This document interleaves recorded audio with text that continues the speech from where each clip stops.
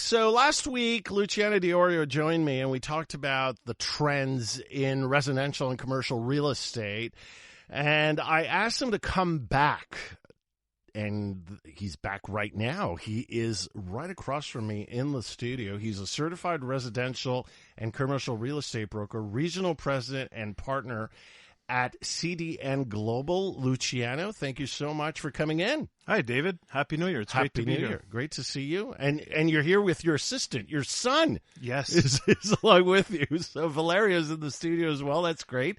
So the reason why I wanted you back is we talked about 2023 in real estate. Now, when we look at 2024, just generally speaking, okay, and I know it's January 2nd, but when, you and your team at CDN Global, you look at the trends in Montreal, how it's shaping up. You got the economy, you got downtown, you got all the different things going on, inflation, red tape, housing, all the things that are going on. What do you see? What are the trends that you're forecasting in 2024 in terms of real estate? So it's interesting, David, because one of the things is when we were putting together this list, we said, oh boy, how are we going to come up with 24, issues and projects for the year? But actually, we found quite a few, and there are quite a few issues out there, and there's some good news stories as well. Okay. So what are the top issues that come to mind? So I think the top issues that come to mind, and still this year, is the whole issue around transportation and the Blue Line extension and the REM opening up from the South Shore into the Gare Centrale, and of course, as it makes its way to the West Island.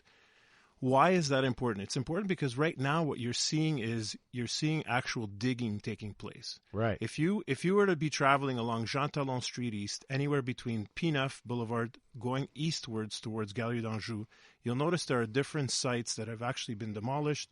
There's signs going up that saying STM, future future metro station here. And so this is what all of that is going to cause building around it from the private sector. So it's not only public money, but it's also private money. And private developers looking to densify those areas together with the boroughs in densifying those areas to get more housing, to get, mixed use projects like commercial and housing. So that's, I think, is still a trend today in 2024, and we'll see it for the next few years for sure. From your perspective, are you seeing housing progressing? Are you seeing that there'll be much more building in Montreal in terms of housing, that side of the real estate equation? Well, I hope so. I think like we discussed last week, I think that the pressure of the interest rate, the pressure of the cost of construction, and the pressure of zoning are three things that we have to keep an eye on. But if I look outside your studio, and this is why I actually wanted to come to your studio today, is because you're working. If you look outside the studio, Papineau, right? René Lévesque for our listeners. Yeah, that's right. Papineau and René Lévesque. So if those of you who are familiar with near the old Molson Brewery site. I was just going to say, those of you that are familiar with the old Molson Brewery site, those of you that are familiar with La Maison Radio-Canada, the old Maison Radio-Canada, and of course Esplanade Cartier, which is just to the east of the Jacques Cartier Bridge. Those are three large development plays that are happening over the next few years. Some of them have started now. In fact, at Molson, I just noticed there's some demolition work that started there. So you're going to see some of these larger projects starting to see the light of day. Okay. And what about the commercial real estate side?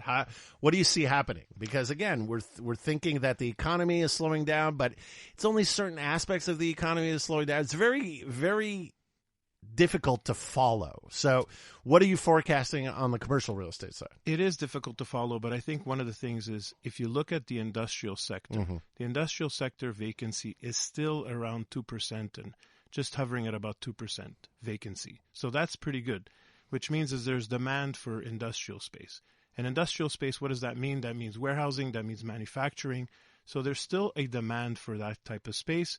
And if you look in the eastern part of Montreal, so east of Autoroute 25, for the listeners, like near the 40, there's a major project that's happening there. The developer is putting in $1 billion worth of construction in that area. Wow. They're about to announce a large user for a 400,000 square foot building that's being built as we speak. And that user is a pharmaceutical user. They're not telling us who it is, but it's a pharmaceutical user.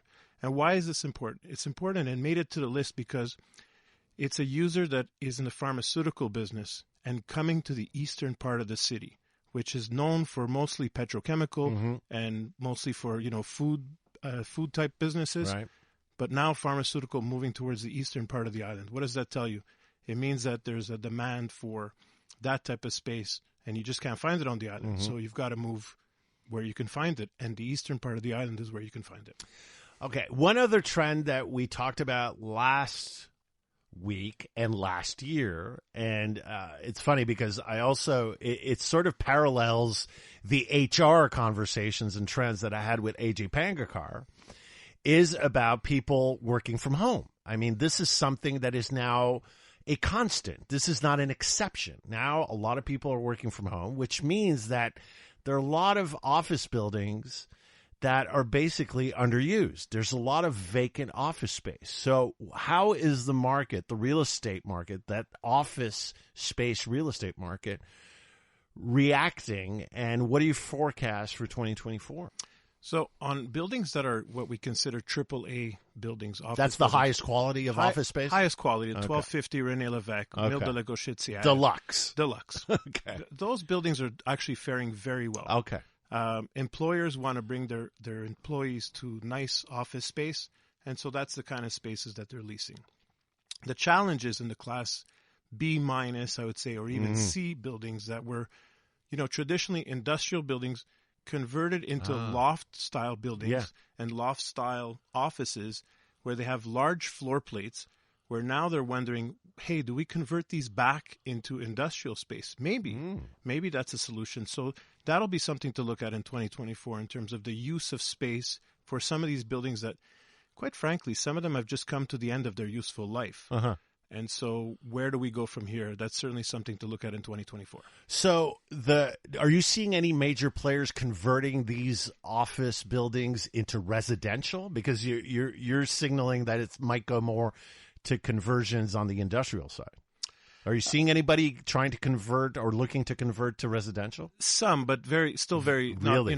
Very sporadic. Still cost prohibitive? Still cost prohibitive. So with the economic forecast, and it's so funny because some news reports showed us what were the economic forecasts in January of 2023, and basically everybody got it wrong. So as we're looking at the economic forecasts for 2024, again, it's all over the map. For the real estate market, Montreal, Quebec in general, are you an optimist or are you a pessimist?